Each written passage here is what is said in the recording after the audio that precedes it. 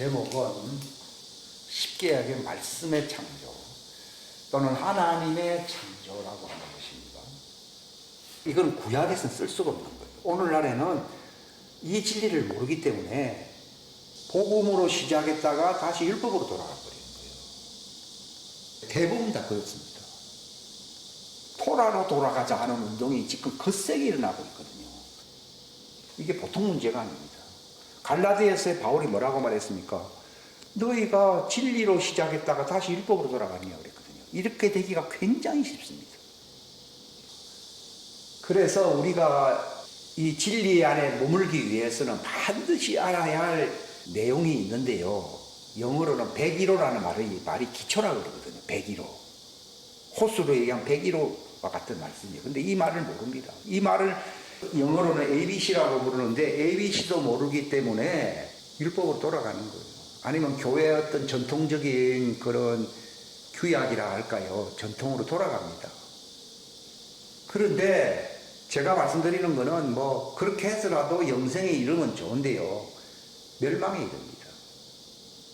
근데 우리가 본문 읽은 말씀에서 보면은 규례들의 뭐 수록된 뭐 명령들을 십자가로 패버렸다고 했는데 오늘날에는 무덤에 들어가 있던 것을 다시 살려가지고서 토라로 돌아가자는 운동이 아주 열렬하게 일어나고 있습니다. 저는 과거에는 뭐 그런 사람들도 뭐 다양성을 가지고 인정을 해주자. 좀 불만은 있긴 하지만도 괜히 비판만 해봐야 뭐 있겠나. 그래서 그런 태도를 제가 취해왔어요. 그래서 어디 가보기도 하고, 한 15, 20년 전에요. 근데 주님은 거기에 대해서 선을 분명히 했습니다. 만약에 그것으로 가서 영생을 얻을 수 있다면 나는 세상에 오지 않았다는 겁니다. 그 문제는 영생, 부활에 이를 수가 없다는 겁니다. 그게 멸망인 것이지, 멸망이라고 하는 것이 뭐 힘들게 살고 뭐 어렵게 사는 것이 멸망이 아니잖아요. 아무리 잘 먹고 교회적으로 아주 희락락하면서 자랑하며 살지라도 영생에 이르고 부활에 이르지 못한다면 그건 실패한 교회예요.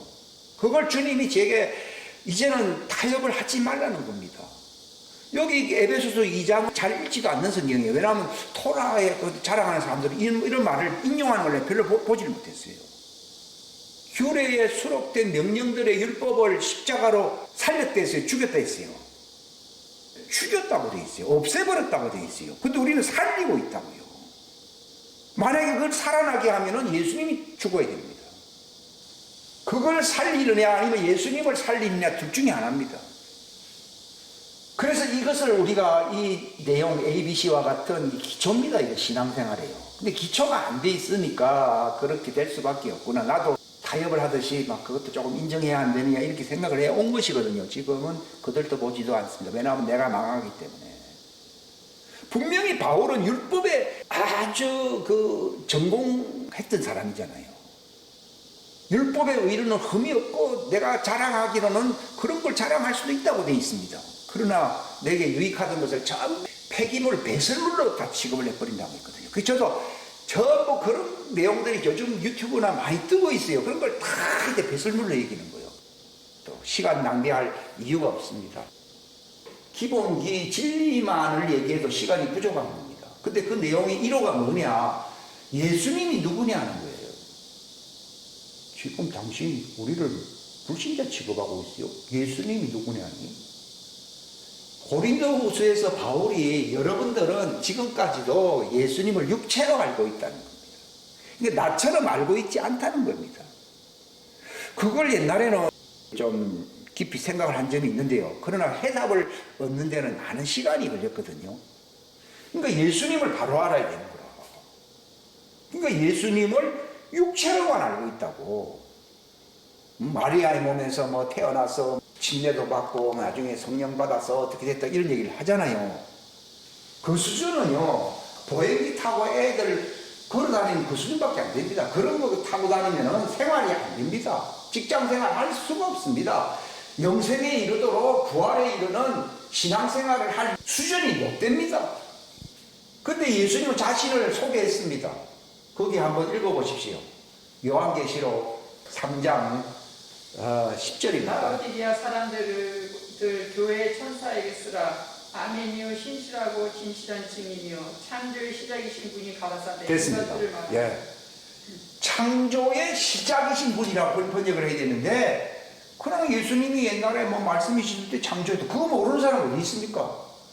자신의 아이덴티티, 자신의 존재를 알리는 말이지, 내가 수억 년 전에 뭘 창조했다, 이런 걸 알린 게 아니라고요. 그분은 태초의 말씀, 영으로 계셨잖아요. 그분에 의해서 다 말씀 다 창조했지요. 근데 그분 자신이 이 땅에 왜 오셨느냐? 새로운 피조물이 되려고 온 거예요. 새로운 피조물 온 거예요. 하나님의 창조의 시작, 그분이 시작됐고, 시작이라는 말은 시리얼로 계속 이어져야 돼요. 시퀀스 계약말 쓰는데 계속 서열식으로 이어져야 되거든요. 내가 바로 예수님의 창조의 그 다음이다 라고 고백할 수 있어야 그가 하나님의 아들이에요. 그가 영생에 있는 사람이에요. 예수님은 그 시작이었고, 육체의 비장을 통하여 그 문을 열어놓은 것이지, 우리가 뭐 예수님처럼 고상하게 살고 뭐 특별히 기적의 삶을 누리게 하려고 그렇게 한 게 아닙니다. 모세도 기적을 경험했어요. 엘리야도 경험했고요. 근데 그 어떤 누구도 할 수 없었던 일이 뭐냐? 피조물과 그 창조주의 말씀이 결합됨으로써 하늘에 있는 것, 자연계와 영계가 하나가 되지 않겠어요? 하나가 되는 그러한 피조물로서 자기가, 그러니까 우리가 부활한다고 하는 말이, 어떤 사람이 봅니다. 뭐 영혼이 살면 되지 꼭 부활해야 되느냐 이런 말을 하거든요. 그럼 육체가 계속 산다는 말이 그런 말이 아니라, 육체는 자연계지만은 그 말씀을 잊게 되면은, 그 말씀을 오신 예수님과 결합이 되면은 하늘에 있는 것, 자연계나 영적인 것이 하나로 조화가 된 형체, 그 피조물이 되는 거예요. 그 영어로 말을 하면은 하나님이시지만은 육체나 그 인성은 피조물이잖아요. 그 피조물과 이 부활의 영생에 이르는 그 영의 말씀이 결합됨으로써 창조된 형상이 뭐냐? 그게 바로 새로운 피조물이에요. 이걸 주님이 딱 얘기한 거예요. 이걸 사람들이 잘못 알고 있다는 거예요. 누구든지, 그래서 누구든지, 우리는 다 육체로 다 부모로 태어난 사람들이잖아요. 그러나 그 사람들이 인성을 갖고 다 알고 있잖아요. 근데 그들이 그리스도 안에 있으면은, 그리스도는 바로 그 어떤 하나님의 신성과 관련된 기름 부은 신성이잖아요. 그분 안에 모욕을 하든지 그 사람 속에 들어가면 어떻게 됩니까? 부활체가 된다 이 말입니다. 마치 화합물이 서로 다른 물질, 나트륨과 뭐 이렇게 딱 합치면은 NaCl이 되고, 뭐 황산이 되고 뭐가 다니듯이요. 바로 나는 육신에 속하여 육신적인 존재였는데 성령 침례를 왜 받느냐? 그게 바로 새로운 피조물이 되기 위해서 하는 것이지, 무슨 기적을 행할 수 있는 은사를 더 많이 누리기 위해서 성령을 받는 게 아니라고요. 존재가 먼저인 것이지 행위가 먼저가 아니라고요. 내 존재가 바뀐다고요. 우리가 영광에서 영광으로 주님의 형상으로 변화가 되는데, 이것은 무엇으로 말미암는다고요? 주님의 영으로 말미암는, 신성인 하나님의 영으로 말미암는 거예요. 그러니까 이 복음이 핵심이 뭔가 하면, 내가 이 땅에서 뭐 육신 안에서 행복하게 살고 뭐 죄를 조금 용서받고 그래서 내가 뭐 행복하게 살고, 그런 거는 애들 수준도 아니고 그럼요. 바로 우리 자신이 영생에 이를 수 있는 영계와 자연계가 하나로 통합된 새로운 피조물, 이걸 뭐라 부른가 하면은 첫 태생에 속한 자, 이걸 가리켜서 부활체가 되는 거예요. 그러니까 바울이 사역을 왜 그렇게 열심히 했느냐? 어떤 사역을 하라고 자기가 부탁받았느냐? 바로 하나님의 경륜을 성취하는 것이고 하나님의 말씀을 이루는 것인데, 그거는 뭔가 하면 너희 안에 뭐가 형성되는 겁니까? 그리스도가 너희 속에 형성되는 거라고 되어 있어요. 갈라디아서 4장 19절, 또 골로새서 1장 26절입니까? 거기 보면은 나와 너희 안에 계신 그리스도라고 되어 있는 거예요. 우리 안에 계신 그 그리스도가 바로 완전한 자인 것이지, 육체가 완전한 자가 되는 게 아니에요. 그러니까 내가 성령님의 이 주의 부으심으로 인하여 왜 성령 침례를 받는 것이냐? 신약 시대는요, 성령 침례 하나밖에 없어요. 물 침례는 그것은 하나의 모형입니다. 실상은요. 로마서 6장에서 그리스도 안으로 침례를 받는다는 말을 많은 사람들 물속으로 들어가는 침례를 다 연상을 하는데요, 물은 하나의 예표라고 베드로전서 3장에 기록되어 있잖아요. 저 실상이 뭔가 하면 그리스도 안으로 침례를 받는다고 되어 있지 침례탕 안으로 물 안으로 침례를 받는 게 아니라고요. 물론 예수님 당대는 구약의 율법을 성취해야 되기 때문에 그런 일을 하셨고 예수님 자신이 그런 분이기 때문에 그런 침례를 받으니까 바로 성령이 하늘로 내려왔잖아요. 그럼 우리도 뭐 물침례하면서 그런 게 아니라 바로 진리의 말씀으로 영생수로 침례를 받아라 이 말입니다. 그걸 두 가지로 다 표현을 하니까 막 복잡해져 버린 거예요. 물침례는 종들이 받는 하는 예표적인 수준에 불과한 것이고 예수님이 이제 너희는 가서 내 이름으로 침례를 베풀라고 했잖아요.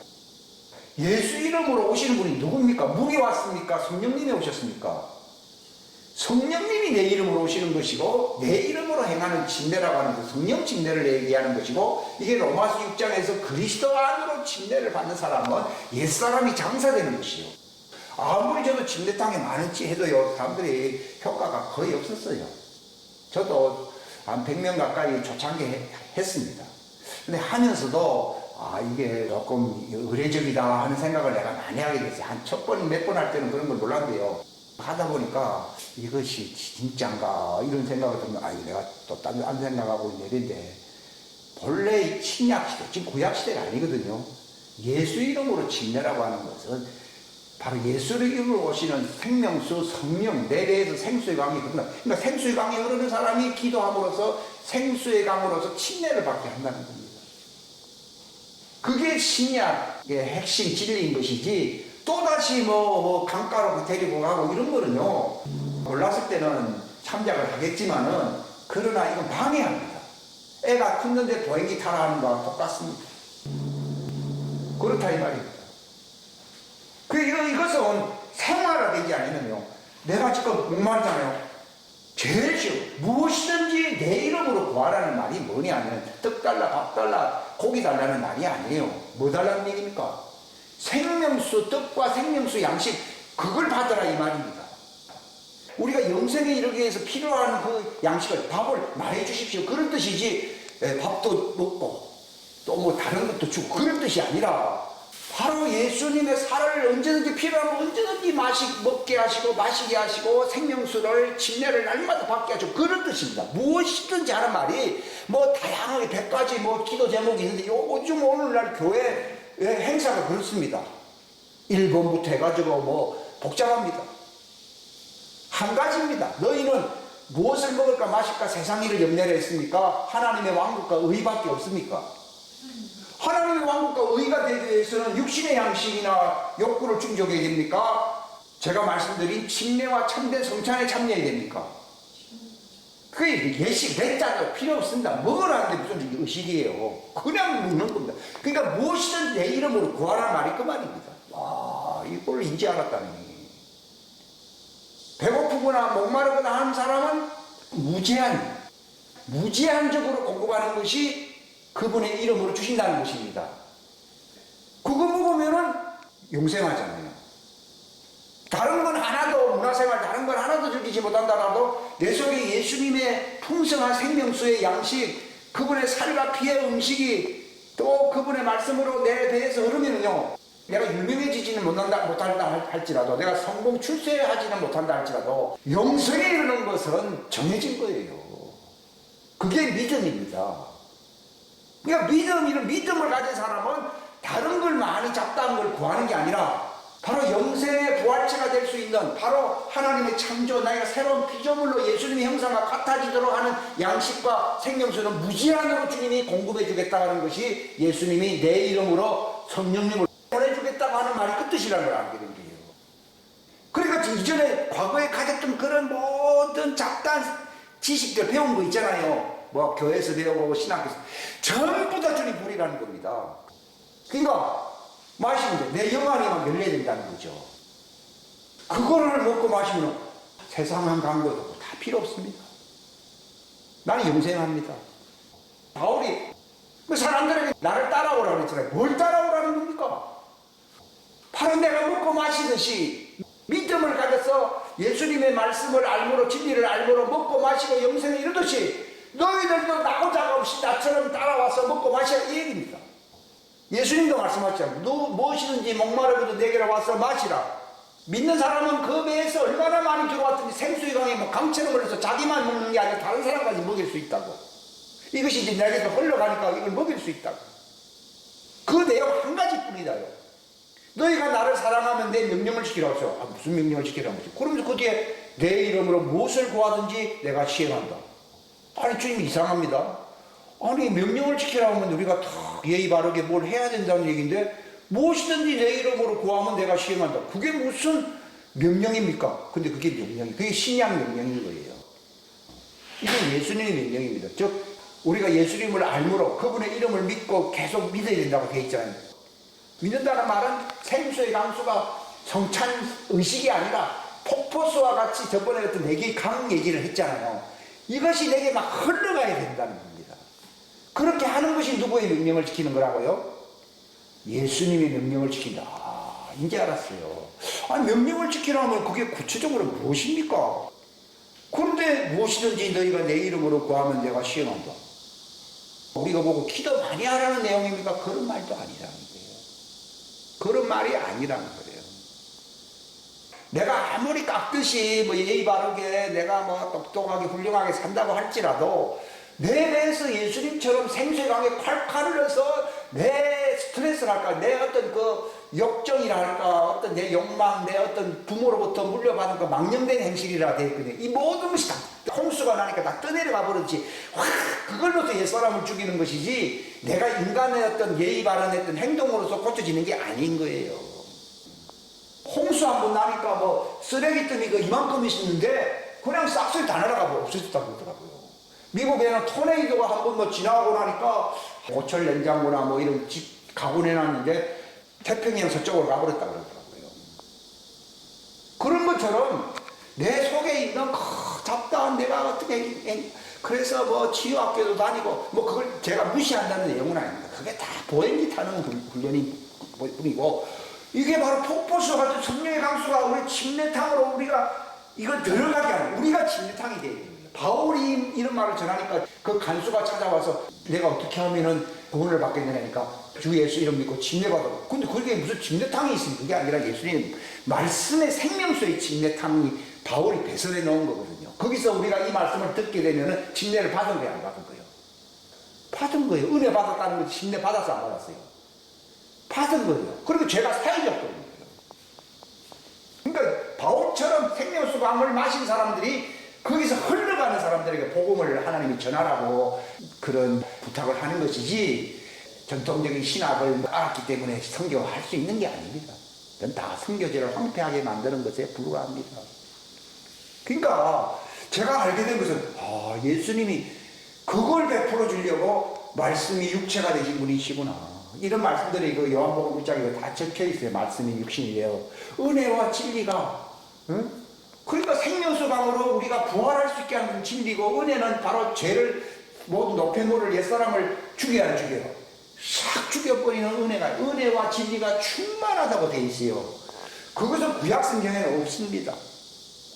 그분의 창조의 말씀으로 있을 때는 그런 일이 일어나지 않습니다. 그런데 말씀이 육체가 되어서 이제 사람들에게 이제 그 효력을 나타내 주는 거예요. 이게 바로 복음의 임파테이션입니다.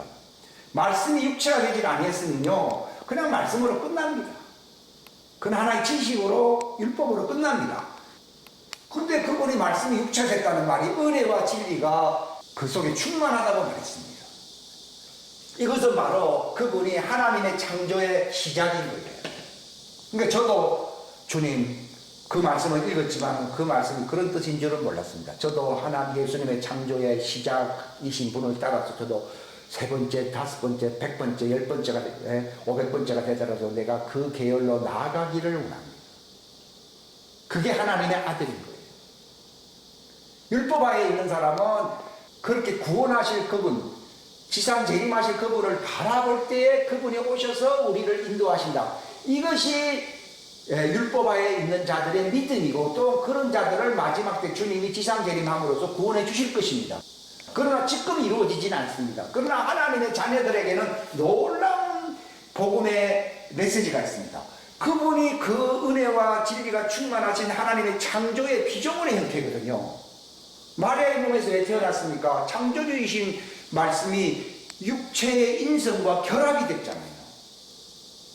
그러므로서 자기 안에서 한 새 사람을 창조했다라고 한번 읽어보세요. 골로새서 3장 9절과 10절을 한번 큰 소리로 읽어보십시오.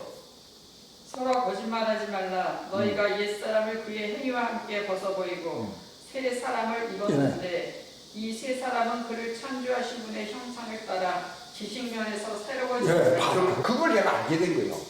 그러니까 자기를 창조했다. 그러니까 예수님도 자기를 창조했다. 마리아의 몸에서는 창조주이시기 때문에 육체를 만들어낼 수 있습니다. 그러나 그것만 가지고서는 사람들에게 영생에 이를 수 있는 효력을 나타낼 수가 없습니다. 예수님이 그렇게 창조주이신 분이 그 마리아의 몸에서 이제 말씀이 창조할 수 있잖아요. 그 육체를 창조해버린 거예요. 육체의 창조 속에 그분의 인격이 들어가신 거예요. 들어갔지만도 그것만으로서 그분이 사역을 시작한 게 아닙니다. 언제부터 사역을 시작했느냐? 그가 침례를 받으실 때에 하늘 문이 열리면서 성령이 내려오셨잖아요. 그 저는 하나님의 아들인데 뭐 성령을 뭐 받아야 되느냐 뭐 이런 것에 대해서 신학적으로 참 많이 많았어요.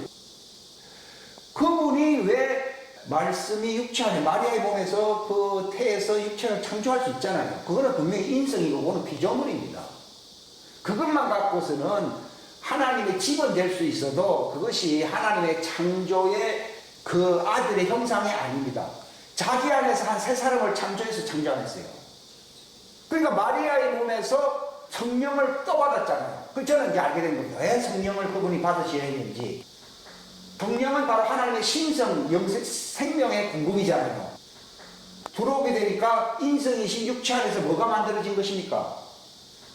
한 새 사람을 창조한 거예요. 그게 그리스도예요. 그분 안에 계신 그리스도예요. 바로 이러한 역사가 바로 복음을 제대로 아는 사람들에게 성령 받으면 나타나야 안 나타나요? 나타나요. 그게 구정남이잖아요. 내 속에 그리스도가 형성되게 형성하면 돼요. 그러니까 너희 안에 계신 우리 안에 계신 그리스도 그게 완전한 자예요. 그게 새 사람으로 그게 새 사람이거든요. 여기 새로운 피조물이라 이 말입니다. 그게 새로운 사람이잖아요. 사람 영의 사람이잖아요. 이게 내 속에 태어난 거예요. 그렇게 되는 사람은 하나님의 아들입니다. 그러나 종들은 그 육체에 속한 자들이기 때문에 그 수준이 되지 못하고 그들은 그 일을 행하실 주님을 지상재림 때 맞이할 때에 제2의 오순절을 맞이한다고 되어 있거든요. 지금 이 상태에서는 안 됩니다. 그러니까 특수요법으로 하나님이 광야에 그들을 모아다가 그들에게 그런 은혜를 베풉니다. 그래야지 그들이 여자의 부활체가 되어야 돼요. 되어서 새 예루살렘 속에 들어간다. 예수님이 바로 성령 침례를 그분이 왜 받았느냐 알았습니다. 어떤 사람 그러더라고요. 예수님은 피조물이다. 왜? 성령 받아서 하나님의 아들 됐기 때문에 그건 우리하고 같다. 그런 말을 해도요. 그걸 답변할 수 있는 사람들이 별로 없었어요. 실상은. 그분은 자신으로 하나님의 아들이고 창조주라고 얘기해야지 성령 받고 난 뒤에 하나님의 아들이다 그러면 그거는 우리도 성령 받아서 하나님의 아들 된다는 거 뭐가 다르냐? 예수님 자신도 왜 성령을 받으셔야 되느냐? 성령 받기 전에는 율법 아래 있어야 했어요. 마리아의 몸에서 탄생하신 그 육체의 창조는 율법 아래 있습니까? 성령 안에 있습니까? 육체 안에 있지 않습니까? 갈라디아서에 보게 되면은 그분은 여자의 몸에서 태어나셨으니 율법 아래 계셨고 때가 되면 성령으로 그분이 하나님의 아들로 태어났다고 말을 하고 있지 않습니까? 그러니까 일단 종으로 왜 종으로 율법에 태어나야 되냐? 이거 율법 아래 있는 사람들을 구속해 줘야 되거든요. 만약 그 과정을 무시해버리면 하나님의 아들과만 관계를 맺지 종들하고는 아무 관계를 못 맺습니다. 종들은 성령 받을 수 없는 육체에 속한 자들이잖아요. 그 육체에 속한 모습으로 오셔야 되고 30년간을 율법 하에서 규례를 지키면서 살았어요. 사는 것은 율법 하에 있는 자를 구속하려 하심이라고 갈라디아서 4장에 나오지 않습니까? 그러니까 이 성경 말씀을 많이 전체를 알게 되면요. 이제는 막 항상 먹고 마실 수도 있습니다. 근데 그런 말을 모르는 사람은요. 뭐 그냥 자기 생각으로 이렇게는 할 수 있는지 모르겠지만도요. 실제로 다양한 효과를 누리긴 좀 어렵습니다. 그래서 저런 아이가 오랫동안 성경 말씀을 많이 배우게 하고 그거를 자꾸 많이 이렇게 취급을 하게 한 것이 저는 참 은혜라고 생각합니다. 제가 고등학교 때 성경을 많이 보기 시작했거든요. 마치 바울이 율법하에서 율법에 심취했기 때문에 율법과 복음이 어떤 차이가 있는가를 알게 됐듯이요. 저도 이 성경 말씀 많이 읽다 보면 이게 뭔가 뭐 복잡해요. 뭐 복잡하고 뭐 그런가 보다 하고 지나갔는데요. 어느 순간에 이게 성령 침례, 말씀의 진리가 딱 들어오면서부터는 그게 조립이 되기 시작한 거예요. 아무튼 예수님이 바로 성령 받으면 왜 성령을 받으셔야 되냐? 부활체가 되기 위해서 성령 받은 거예요. 하나님은 영생하는 분이기 때문에 부활로서 영생할 필요가 없어요. 근데 하나님의 왕국은 하나님이기 때문에 영생하는 것이 하나님의 왕국이 아니라 하나님 자신도 피조물과 결합해가지고 부활체가 되어서 영생하여 그 왕국을 다스리게 하는 것이 하나님의 뜻이었더라고요. 뜻인 거예요. 그래도 예수님이 그 모습이 되기 위해서 부활로서 영생체가 되게 되심으로써 모든 만물을, 그래서 만물은 피조물이잖아요. 그걸 지배하시려고 오신 거예요. 그러니까 창조주와 피조물의 중간 단계가 뭡니까? 부활체입니다. 부활체. 이게 결합이 됐기 때문에 하늘에 있는 것이나 땅에 있는 것이 다 부활체가 되므로써 하나가 되지 않았어요.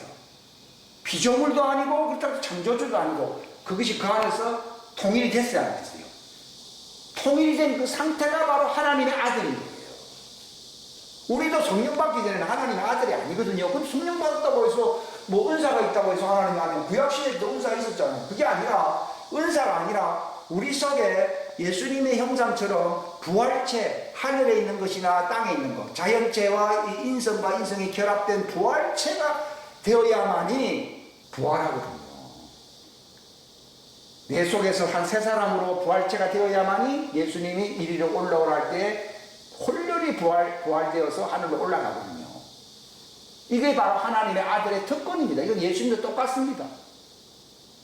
그 길을 예수님이 육체인 기장, 그분이 물과 피를 땅에 흘렸잖아요. 그때부터는 제자들이 예수님의 분신이 되어서 그들도 살과 피를 받아 마실 수 있는 그 길을 열어놓은 거예요. 그가 바로 성찬을 땅에다가 부었잖아요. 십자가에 달려가지고서요.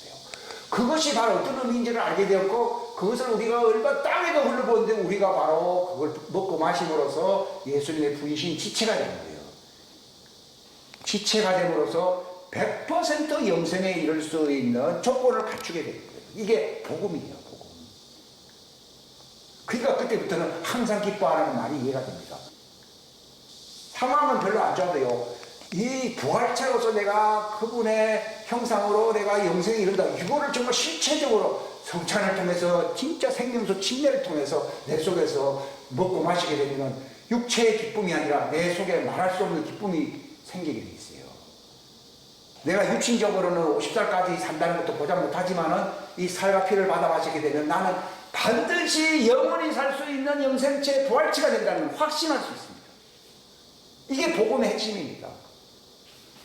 그러니까 예수님이 그 길, 자기와 같은 모습이 되게 하려고 오셨다고 되어 있잖아요. 그게 바로 그분의 어떻게 하면 그분과 같은 부활체가 될 수 있느냐. 그게 제가 말씀드린 성찬인 거예요. 성찬이 얼마나 중요하다는 것을 예표적으로 아브라함이 전쟁에서 이기고 돌아올 때에 그에게 멜기세덱으로 나타나가지고 성찬을 베풀었잖아요. 노아가 뭐 술 취해가지고 뭐 옷 벗었다 그 말이 아니라 그가 성찬식을 행한 것이거든요. 성찬식 하다가 취해버린 거예요. 그런 걸 보여주려고 한 것이지 뭐 개인적으로 보조망태가 된 거를 뭐 소개할 게 있다고 그런 거 알려주겠습니까? 그 정도로 중요한 거예요. 성찬은 생명입니다. 마치 음식 먹는 다른 거는 뭐 가끔 해도 먹는 거는 가끔 하면 안 됩니다. 이거는. 말씀으로서 날마다 여러분들이 그 말씀을 붙들고 성찬하라는 겁니다. 그 말씀을 생각으로 붙들고 성찬을 하라는 겁니다. 그래야지 그 사람이 영생에 이르는 것을 확정지을 수 있는 것이지 아무리 목사가 뭐 열심히 하라고 뭐 불 꺼버리고 자지 말라고 큰소리 치고 그렇게 한다고 해서 영생에 이르는 게 아니거든요. 자기가 내 삶 속에서 이걸 이루고 있네. 이걸 못하는 사람은 그렇게 해줄 분을 기다려야 돼, 안 기다려야 돼. 사도행전 3장에 보게 되면은 성령을 받으려 했지만도 그러나 그분이 오실 때에 너희를 깨끗하게 하실 것이라고 그 종들에게 그렇게 말을 했잖아요. 그 죄가 어떻게 된댔습니까? 도말된다고 되어 있잖아요. 광야에서 왜 모았느냐? 지상 재림이 그들을 깨끗하게 해주려고 그러는 거예요. 그러나 그거보다 훨씬 나은 자들은 더 나은 부활이거든요. 성경의 히브리서 보면 더 나은 부활이 있다고 하는 것은 지상 재림 때 부활 때보다도 바로 우리가 육체 안에서 생명수를 먹고 마심으로써 성찬을 하고 먹고 배부름으로 그분과 같은 형상으로 우리가 이 땅에서 변화되는 것. 이게 더 좋은 부활인 거예요. 지금 우리가 더 좋은 부활, 이게 신약교회예요. 그렇게 하고 거기에 해당되지 않는 사람은 그렇게 해줄 날을 광야에서 기다리라는 겁니다. 그게 제2의 오순절을 맞이하는 거예요. 예수님도 오순절, 성령받은 오순절이 있잖아요. 그래 부활체가 됐지 않습니까? 그런 것처럼 우리도 하나님의 자녀라고 하면은 오순절을 맞이함으로써 부활체가 되어야 된다고. 이 부활체 얘기를 저도 과거에 많이 했어요. 했지만 이건 더 구체적인 겁니다. 새로운 피조물이 되는 겁니다. 이렇게 새로운 피조물이 성장하잖아요. 그럼 어떻게 되는가 하면은 세상 군왕을 지배한다고 하더라고요. 천사들이 수정됩니다. 육체에 속하면 천사들은 할 일이 없습니다. 그러나 우리가 예수님의 형상으로 새로운 피조물로서 성령이 일을 하게 하시거든요. 그러면 세상 군왕의 으뜸이 됩니다. 우리가. 그렇게 된 자들이 예수님도 하늘로 승천해 버렸듯이 우리도 그 모습이 되면은 그 모습으로 사역을 하면은 우리도 승천합니다. 휴거. 성천하는 거예요. 성천. 우리 나는 그렇게 되기를 바라는 거예요. 그러니까 뭐 핑계를 육신에게 뭐 집안이 어떻고 그런 것은 별로 의미가 없습니다. 내가 정말 장성한 그리스도의 부활체, 만왕의 왕이고 만주의 주라고 했잖아요. 모든 임금들의 머리가 되신 주 예수님이라 했잖아요. 모든 만유의 으뜸이 되신 분이라 했잖아요. 우리가 그렇게 될 수 있다는 거예요. 만물이 다 내 것입니다 하는 말을 고린도전서 3장에 보면 나와 있잖아요. 아, 이게 헛말이 아니네. 그러니까 내가 생각을 바로잡고서 그 목적을 향해서 가게 되면은 더 풍성한 침례가 오게 될 것이고 예수님의 모습으로 완벽한 그분의 모습으로 변화됩니다. 우리 안에 계신 그리스도 새 사람 피조물이 됩니다. 이게 완전한 자가 됩니다. 내 속에서 완전한 자가 탁 지배하게 될 때 완전한 자가 되는 것이지 내가 겉으로 아무리 모습을 흉내낸다고 해서 완전한 자가 되는 게 아니에요. 너희 안에 계신 그리스도 곧 영광의 소망, 너희 속에 그리스도가 형성되기 될 때까지 내가 해산할 수고를 한다고 갈라디아서 바울이 말했잖아요. 그게 돼요. 이게. 그래서 부활체의 첫 태생이라고 골로새서 자 골로새서 1장 18절 읽어보세요. 또 그분께서는 몸 곧 교회의 머리시니라. 그분께서 시작이시여 죽은 자들로부터 터어난 자이시니 이것은 그분께서 모든 것 가운데서 으뜸이 되려 하시니라. 예, 그러니까 부활체의 첫 태생 맞잖아요. 그죠? 예. 이 얘기를 간단하게 줄인 거예요. 그러니까 골로새서 1장 18절 그 말씀이 그것이걸 하면 그 말씀이 막 꿀송이처럼 달잖아요. 본래 저처럼요 밥을 맛있게 먹어야 건강한 거예요. 성경 말씀을 억지로 읽으면요 그거는 불량한 거예요. 불량. 예, 건강체가 안 된다고요. 말씀이 얼마나 좋은지요. 그 말씀을 또 얘기하고 또 거기에 성경에 있다고 얘기하잖아요. 고린도후서 5장 16절부터 17절까지 한번 읽어보세요. 그러므로 이제부터는 우리가 아무도 육체를 따라 알지 아니하노니 예수님을 알아야 됩니다. 참으로 지금까지는 우리가 그리스도를 육체를 따라 알았으나 지금 이후로는 그분을 더 이상 그같이 알지 아니하노라. 그러므로 누구든지 그리스도 안에 있으면 그는 새로운 창조물이라. 됐습니다. 왜 우리가 겉으로 알았다는 증거는 새로운 피조물이 창조물이 됐어야 안 됐어요. 안 된 것이거든요. 예수님을 육체로만 알고 있는 거예요, 지금 사람들이. 근데 그렇게 알지 않았다는 건 말만 그렇게 하는 게 아니라 내가 그분 안에 생명수 안에 그 영생수 안에 들어가야 된다고요. 침례를 받으면 어떻게 된다고요? 새로운 창조물이 되는 거예요. 피조물이나 창조물 같은 말입니다. 새로운 창조물이 되는 거예요. 이게 하나님의 창조의 시작, 예수님의 시작이었고 우리가 그 배를 잇는 거예요. 그 숫자가 이제 이어짐으로써 그가 하나님의 아들의 반열이 되는 거예요. 그러니까 우리가 서로 사랑한다는 말이 서로 사랑하라는 말이 껍데기 육체로 사랑하라는 겁니까? 그 예수님과 같은 그 형상으로서 그것으로 그들에게 입혀질 수 있도록 그렇게 성장할 수 있도록 사랑하라는 말입니까? 그겁니다. 육체 사랑은요 율법에 있잖아요. 내 이웃을 내 몸과 같이 사랑하라 나와 있잖아요. 그것도 필요하지만 그건 하나의 모형입니다. 침례도 모형일 때는 육체 침례밖에 없잖아요. 그런 것처럼 율법은 모형인 거예요. 진짜는 뭐냐면 내가 새 명령을 너에게 주노니 뭐라 했습니까? 그게 진짜 명령이라는 거예요. 새 명령을 너에게 주노니 서로 사랑하래. 그 사랑이 뭡니까? 내가 너희를 사랑한 것처럼, 이 문은 예수님이 바로 우리 속에 그리스도의 형상이 이루어질 수 있도록 예수님이 그 문을 열었어요, 안 열었어요? 말씀으로서 복음 전파를 열었어요, 안 열었어요? 열어놓은 것처럼 너희들도 그렇게 함으로써 다른 사람들이 예수님과 같은 형상의 영생체 부활체가 되게 하라, 이 말입니다. 이런 명령은 율법에는 없잖아요. 그러니까 새 명령인 거예요. 얼마나 hul송이처럼 답니까, 이런 말씀들이요. 내가 같은 말입니다. 성령으로 진행을 받음으로 그분도 뭐가 됐어요? 이는 내 사랑하는 아들, 새로운 피조물 돼서 안 됐어요? 피조물 된 거예요. 그분이 그렇게 함으로써, 그분이 돌아가심으로써 우리도 그분과 같은 모습이 부활자가 될 수 있도록 길을 계속 열어서 안 열었어요. 열어버린 거예요. 이게 복음인 거예요. 이것은 구약에는 없습니다. 그분이 아버지 이름으로 왔다는 말은 신성을 얘기하는 겁니다. 그러나 그분이 또 내 이름이라는 말도 쓰잖아요. 그것은 바로 부활체가 되신 그 예수 그리스도를 얘기하는 겁니다. 예수 그리스도는 부활체, 하늘에 있는 것이나 땅에 있는 것이 하나로 새로운 피조물이 되신 분이 예수 그리스도라는 말입니다. 그럼 본래는 뭡니까? 아버지 이름으로 사신 분이 아니에요. 아버지 이름이거든요. 근데 그분이 내 이름으로 하는 말은, 그걸 모를 때는요, 아버지 이름 했다가 내 이름에 했다가 그게 무슨 말인지 몰랐네요. 그림을 보듯이 참 이게 눈에 보이니까 너무 가슴이 열린 것 같고 기쁜 거 있죠. 이게 세상은 달라진 거 하나도 없거든요. 그게 바로 주님은 영안이, 네가 눈이 열렸다는 거예요. 세상적인 귀는 막 잘 안 들리지만도 그냥 그 하나님의 말씀의 귀는 열린 거예요. 그러니까 너희 보는 눈이 복이 있고 너희 듣는 그 말씀을 깨닫는 귀는 복이 있다, 이 말입니다. 그렇게 되는 겁니다. 그러면 이런 걸 왜 적어놓냐? 우리도 이와 똑같은 사람이 되는 겁니다. 이게 하나님의 자녀입니다. 종들은 이것이 비슷한 자가 되기 위해서는 기다려야 안 기다려요. 그게 구원이거든요. 그걸 광야에서 기다리라는 겁니다. 특별, 어떤 보면 중환자는요, 특수치료원으로 그 있잖아요. 일반 병실하고 다르잖아요. 그런 것처럼요, 종들은 그게 간단하게 해결할 문제가 아니거든요. 그러니까 너희들은 좀 기다리라는 겁니다. 그 말은 차별한다는 말이 아니고 너희들은 특수하게 치료를 하고 그렇게 개조를 해야 된다는 걸 얘기하는 겁니다.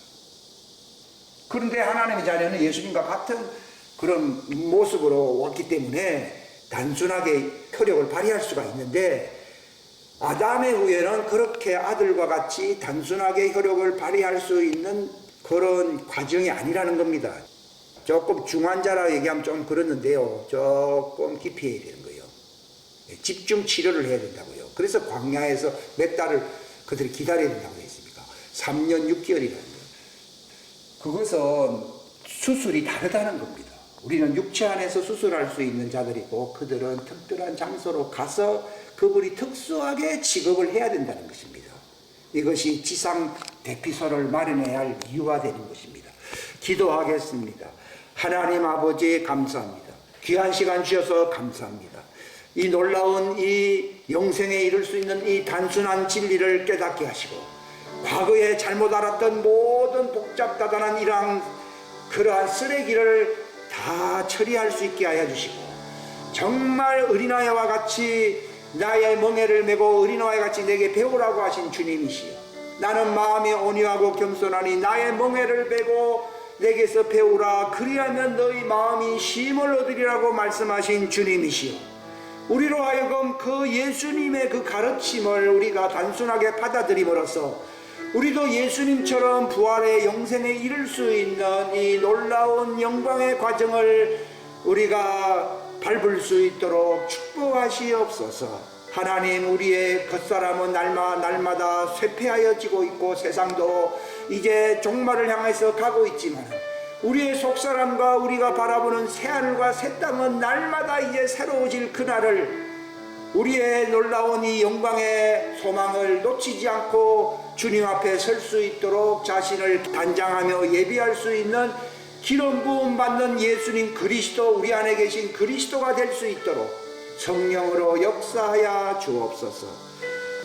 새로운 피조물, 하나님의 창조의 시작, 우리의 속사람 안에 그 창조의 부활체의 이 신비를 깨닫게 하사 우리로 하여금 그 목적의 하나님의 왕국에 들어갈 수 있는 이 부활체가 될 수 있도록 축복하여 주옵소서.